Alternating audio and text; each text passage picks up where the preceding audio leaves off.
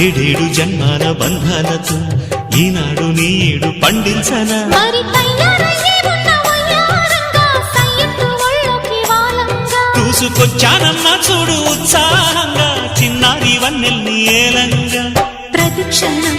పరవశం కలగగా